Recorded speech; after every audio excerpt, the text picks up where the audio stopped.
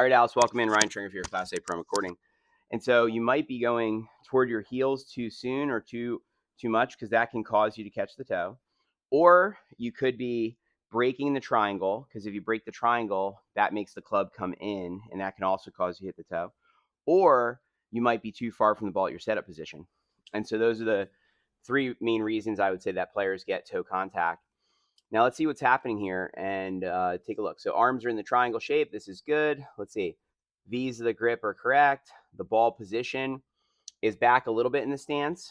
So you could still put it more in the just in the middle here with the short iron. The setup posture looks good. It looks like you're close enough. It seems like your arms are resting on your body. So the whole thing is, remember, arms out, triangle, and then down. And then we want to feel the back of our arm on our, it's a tricep on pec. And for me, because I have a broad chest, my arm even rests on my abdomen. So the arms are that close. Are you with me? So that there's no space in here. See how there's no space there. But the ball wasn't centered on that, so that makes a difference. Yeah, I mean it's that would make the ball flight lower.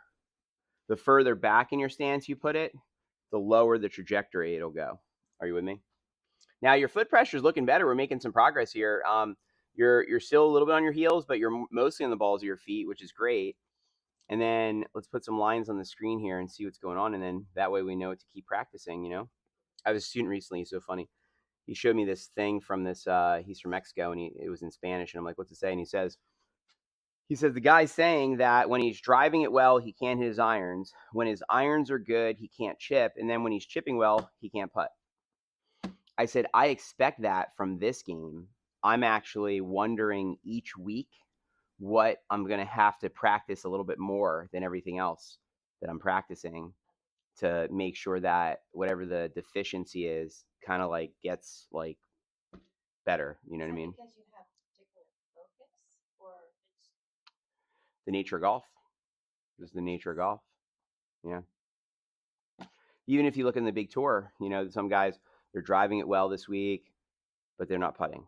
Or the week after that, they're missing fairways, but they're making putts. Like, I don't know.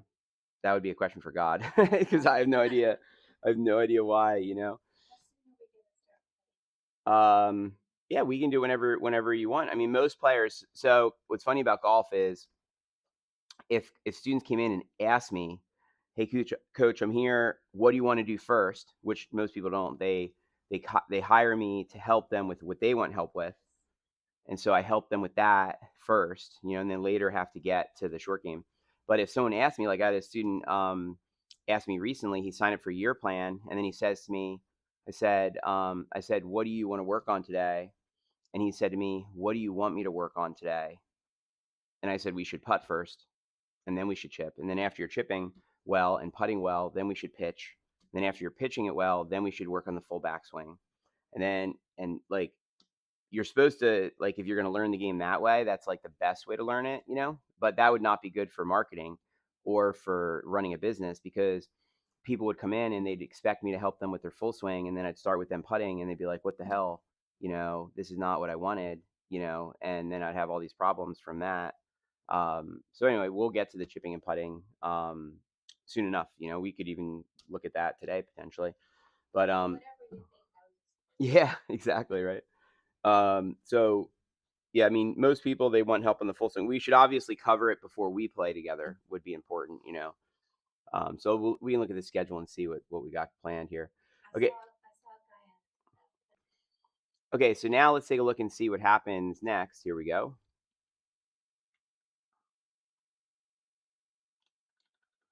Okay, you're taking it straight back and up the plane, we say. This is a good thing. And then let's see how we're doing here as we get to the top. Getting closer. Your head's not swaying to the side, but you do still lift upward. Okay. Now, something that may help with this is your knee flex. So see the flexion in your knee. And then let's watch the top of your head. And then as you go back, the top of your head gets higher up and your knee straightens out. You see this? so I need to keep it Yeah. So if you think about it, if my head's going up and down, how do I get my head to go up and down? and straighten my legs. By changing my knee flex. You know what I'm saying? And so, yeah, so I think what we're figuring out now is it's all related to the knee flex. If you can keep the squat in your legs as you take it back, you might be able to stay crouched better. Are you with me? Yes. Let me send you that picture. I think that's important. Okay.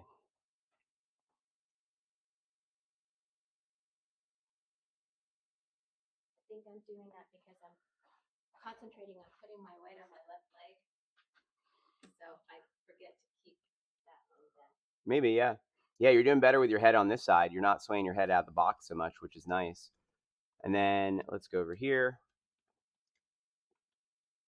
and see what happens going back.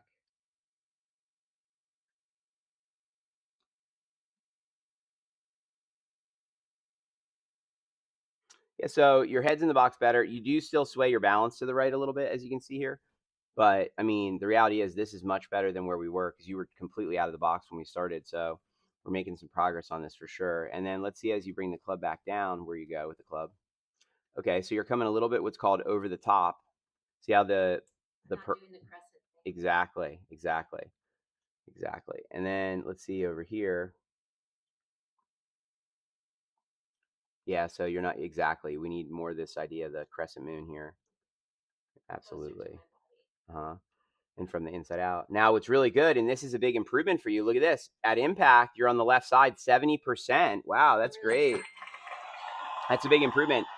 And your rear is on the line, and your head's in the box. That's great. And then you are squaring the face up too. Look at the club face there. You can see that you're actually squaring the face, overturning the face. Actually, look at the face. It kept turning. You didn't keep it square down the line. It kept rotating on you. That's what sent it left. You're doing better with extension, but you still do get jammed up a little bit. So you can keep working with your armband. And then today you're finishing, which is so. Thank you for finishing. That's great. And so basically, there's a lot of progress here. And now you look more like a golfer, especially getting off the back foot. Nice job.